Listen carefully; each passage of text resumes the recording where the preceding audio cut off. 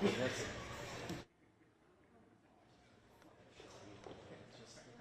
annoying thing. All it is feeding gas.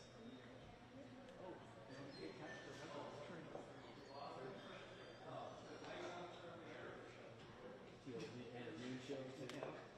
It's just they want to burn people.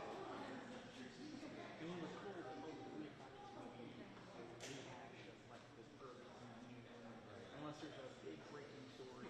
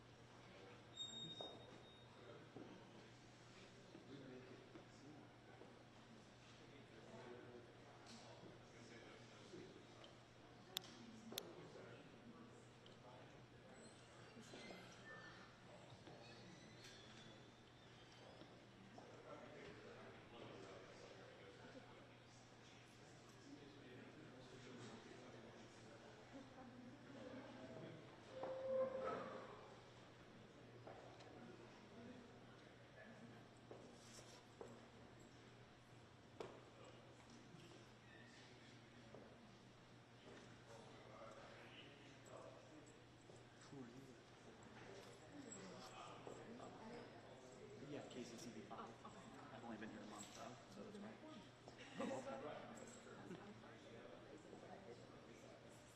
Yeah, that's because it just arrived, but yeah, this is my first time covering the KCCB as well.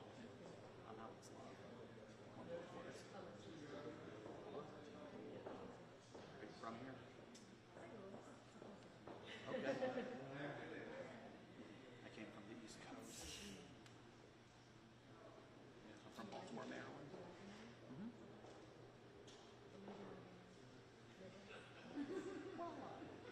This is the biggest market jump I've made in my career, and I was looking for a place that I could stay long term, not the bare minimum 2 to 3 years. And it looked like this was an opening that would have offered me that. So that's why I thought it was good. I started in Nebraska, so I am familiar with the Midwest a little bit. Just never been here.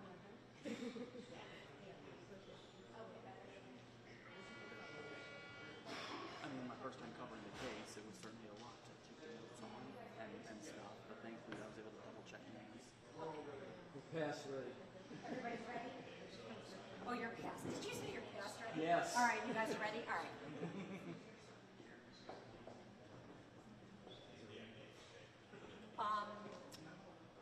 So a couple things, the prosecutor cannot speak outside of anything that's not already public. So he will likely not answer questions regarding any of the evidence. He has bound by law to stay within all public information. He can't answer any additional kind of questions. So if I interrupt you to move on, it's because he can't answer those under his ethical rules. Can you answer what was talked about before today? He will answer some, but some of it is going to be based on evidence. So he is not going to talk about some. Will Ms. Mack be taking any questions? Pardon me? Will Ms. Mack be taking these questions?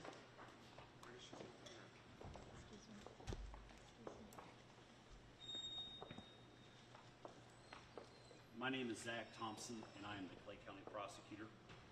I am joined by assistant prosecutors from our office. We have Assistant Prosecutor Sabina Milano, Assistant Prosecutor Alexander Higginbotham, and Assistant Prosecutor Angela Ravkin. Defendants are presumed innocent until found guilty in a court of law. Today, a preliminary hearing was held in the case of State v. Andrew Lester. The sole purpose of a preliminary hearing is to determine whether a felony has been committed and whether there's probable cause to believe the defendant committed that felony. Probable cause means reasonable grounds to suspect that a person has committed a crime.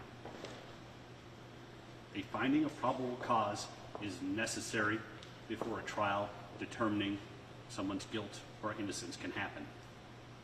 12 witnesses testified during today's preliminary hearing.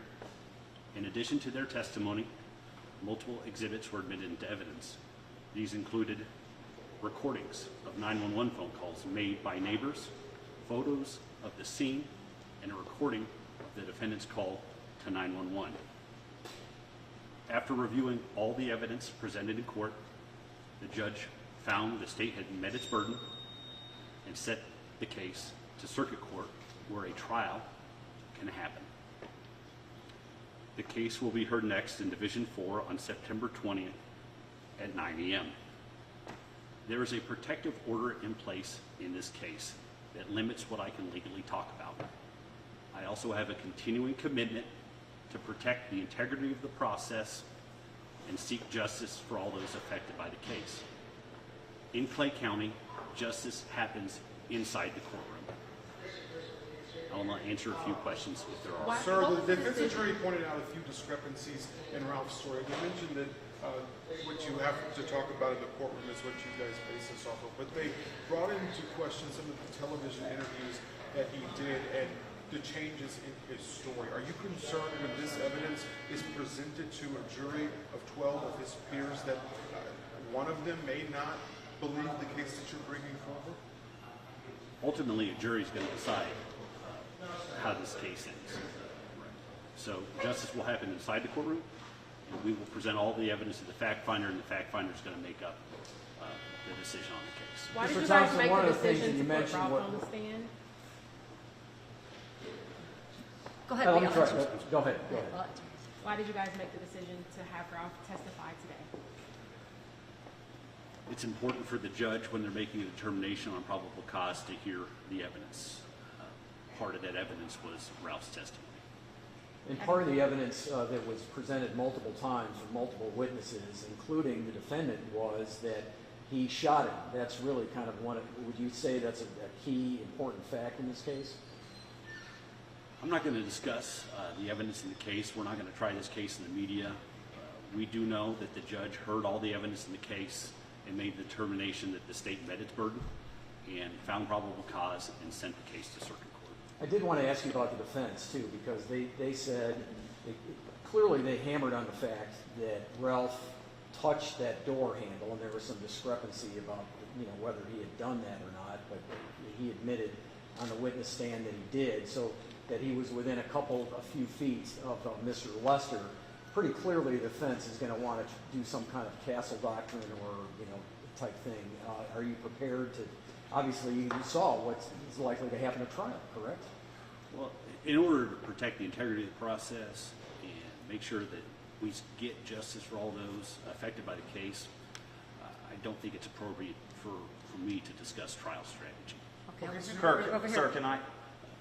We heard from the defense in his closing argument that based on how the law's written, that self-defense should apply here. Can you just elaborate from your closing arguments why you feel, however the law's written, that self-defense doesn't apply here with the situation your client was in? This is a question for the jury. They will hear all the evidence of the case, and the jury will make that decision. Sir, my question to you is you presented a lot of information today in court, 12 witnesses, hours-long preliminary hearing. Don't tell me the evidence that you have, because I know you're not going to do that. But does the state have more evidence to prove their case outside of what we saw today in this hearing? It would be inappropriate for me to discuss trial strategy at this stage of the process. But do you guys have more information than what you shared today? Because as several of us have mentioned, the defense managed to poke different holes in the stories of what happened that night and then the subsequent interviews in the days and the weeks and the months that happened after this incident. We will present all relevant evidence to the fact finder in the case, and they will make the decision. Will there Okay, be one more will question. there- racial issues have been discussed a lot, at least early on. Can you comment about why that wasn't talked about at all during this hearing? Can you elaborate on that? There is no legal racial component to the offense of assault in the first degree or armed criminal action. My focus remains on what is required by the law. Can you just answer how proud you are of Ralph Yarl for getting on the stand and testifying? 17-year-old has been shot twice in his, once in his arm, once in his head. He has a TBI. Can you talk about the strength that it took for him to get up on the stand and to have to relive that day in front of the camera? Anytime someone has to talk about a traumatic experience, it's not easy. So we respect all those who undergo that decision and make that decision to testify. Okay, thanks everybody for being here today. A Wait, quick I think we're good. logistical note. Yeah. Are the 911 calls and the photos now going to be public? You can request those from the court. Okay. Given the court's order, you can go ahead, any materials that came out today, you can request those to the court. Whether they choose to release them or not will be their decision. Got it. Okay? So they have them now, and we go through the clerk. Go through the clerk. Thank you Got guys it. so much. Thanks, you guys, very much. Okay. We appreciate your respectful questions. Yeah. Ralph and his mother are not coming out then, is that? I don't know. So I don't know where they are actually right now. So whether they're going to talk to the media or not. Did they say they were? That was our understanding. Okay. Maybe it's not. I'm sorry. I actually don't know where they are. Okay, that was not part of your thing. That wasn't. That's, yeah. Okay. Thanks, you guys, so much for being so cooperative with everything today. Text me if you have any questions, or go ahead and text Alexander, whatever works best for you. Susan, are you sticking with this case? Yeah. That's great. I am. Okay. I'm new here, man. Can I get your yeah. phone number and contact info? My name is Susan. And the number? 314-304-6800. And I'm just helping Ryan do that. I'm helping make sure you have what you have address. Susan Ryan. Ryan, and your title with the county is? I'm just with the prosecutor's office. You can just say so. It's person. Prosecutor's office. Okay, got it. Thank you so much. Thank you. Do If have any anybody follow-ups needs in any the meantime? fact checking, I'll do my best. But thanks everybody for being so respectful today. We really appreciate it.